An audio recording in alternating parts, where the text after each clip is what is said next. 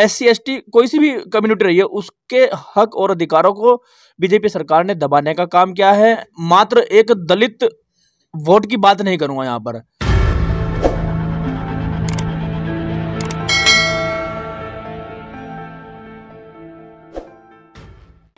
नमस्कार, स्वागत है आपका SRE न्यूज़ पर। और SRE न्यूज़ की टीम आज पहुंची है भगवानपुर के महेश्वरी गांव में, जहां पर भीम आर्मी के विधानसभा महासचिव आशु कटारिया रावण जी का जन्मदिन था। और उसमें पहुंचे हैं भीम आर्मी जिला अध्यक्ष अमरीश कपिल जी, जो भगवानपुर विधानसभा सीट से 2022 के चुनाव के लिए प्रत्याशी के रूप में उतरे ASP से। तो स्वागत है सर आपका। बहुत बहुत धन्यवाद पत्रकार बंधु। सर, भीम आर्मी और आज़ाद समाज पार्टी किस लक्ष्य से 2022 के चुनाव में अपने प्रत्याशी को उतार रही हैं? देखिए, आपने कहा कि किस लक्ष्य के साथ भीम आर्मी और आज़ाद समाज पार्टी इस 2022 के चुनाव में अपने आप को स्थापित कर पाएगी। मैं आपको स्पष्ट कर दूं कि भीम आर्मी और भारतीय एकता मिशन ने जो पिछले 6 सालों से लड़ाई लड़ी है, उसको बताने की आज ज़रूरत नहीं है। आज इस देश के अंदर चिकित्सा, स्वास्थ्य, रोजगार जीरो हो गया है। और अगर विपक्ष की किसी ने भूमिका अदा की है तो वो भीम आर्मी भारतीय एकता मिशन ने की है।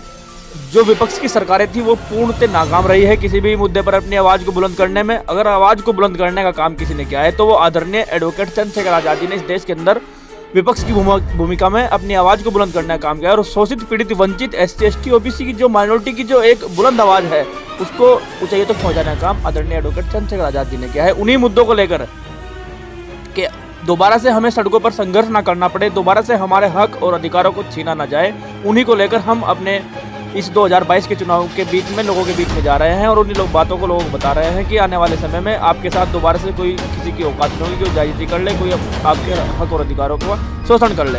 तो आज़ाद समाज पार्टी के जो मूल एजेंडा है वो सबसे पहला ये कि भारत का जो संविधान है उसको पूर्ण रूप से लागू कराना।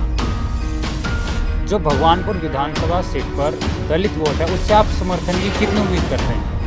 देखिए, मैं बता दूं कि इस देश के अंदर जब से बीजेपी सरकार आई है, चाहे वो OBC रहा हो या माइनॉरिटी रहा हो, या फिर अभी आप हाल ही में देख लीजिए OBC के जो 69,000 की जो शिक्षक भर्ती थी, उसको अगर किसी ने आवाज़ को उठाने का काम किया वो आदरणीय एडवोकेट चंद्रशेखर आज़ाद जी ने किया है। और नीट की जो परीक्षा थी जिसमें OBC का रिजर्वेशन खत्म करने का काम भारतीय जनता पार्टी ने किया है, उसको भी भीम आर्मी भारतीय एकता मिशन के लोगों ने बहाल कराने का काम किया है। तो मैं सिर्फ यहाँ पर दलित वोटों की बात नहीं करूँगा। भीम आर्मी भारतीय एकता मिशन के साथ SC ST OBC और माइनॉरिटी, जो इस देश की 85% आवाम है, वो अपना पूर्ण रूप से मन बना चुकी है कि भीम आर्मी के प्रत्येक जो भी उनसे समर्पित कार्यकर्ता या प्रत्याशी विधानसभाओं में लड़ रहे हैं, उनको अपना आशीर्वाद देने का मन बना चुकी है पूर्ण रूप से। जो भगवानपुर विधानसभा सीट पर दलित समाज है और अन्य समाज है, वह किस आधार पर आपको वोट करे? क्योंकि आपके विपक्ष में BSP भी है, कांग्रेस भी है, तो आपके साथ क्यों जाए 2022 के चुनाव में?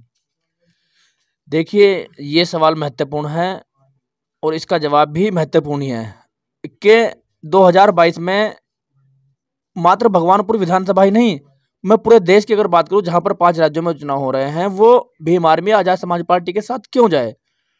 क्योंकि जब जब भी किसी भी बहन बेटी के साथ में, किसी भाई के साथ में, इन छात्रों के साथ में, बेरोजगारों के साथ में कोई भी शोषण या इनके अधिकारों को सीज करने का काम किया है, तो उनकी आवाज़ को बुलंद करने का काम भीम आर्मी भारतीय एकता मिशन ने किया है।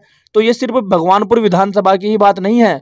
मुझे पता है कि जब जब भी कोई भी शोषण होता है तो आदमी अपने गांव के प्रधान, अपने क्षेत्र के जिला पंचायत, अपने क्षेत्र के विधायक या पुलिस स्टेशन को बाद में सूचना देता है। सबसे पहले भीम आर्मी वालों को कॉल करते हैं कि भैया हमारे साथ में ये घटना घट गई है। और मैं ये दावे के साथ कह दे रहा हूं कि अगर कुछ लोग हमारे इस भोले समाज को बरगलाने में कामयाब हो गए, तो मैं उन भोले समाज के अपने साथियों को बता देना चाहता हूं कि आने वाले समय में फिर आपको एहसास होगा कि आपने किसी गलत व्यक्ति को चुन लिया है। तो आप किसी भी प्रकार की आने वाले समय में गलती ना करें। अपने समर्पित साथी जो आपके साथ कंधे से कंधा मिलाकर खड़े होते हैं, उनको चुनने का काम करें, ताकि आने वाले समय में किसी भी प्रकार से हमारे हक और अधिकारों को कोई दबा ना सके, हमें कोई सता ना सके, हमारी बहनों के साथ में कोई अत्याचार ना कर पाए, हमारे जो आने वाली जो आवाम है, हमारी जो पीढ़ी, हमारे जो छात्र छात्राएं जो स्कूल जाते हैं, उनके अधिकारों को रोक ना पाए। और जिस प्रकार सरकार ने SC ST की यहाँ पर छात्रवृत्ति फीस प्रतिपूर्ति को रोकने का काम किया है, वो दोबारा से अगर भी हमारी भारतीय एकता मिशन की सरकार आती है तो उनकी औकात नहीं होगी कि वो हमारे छात्रों की स्कॉलरशिप को रोके।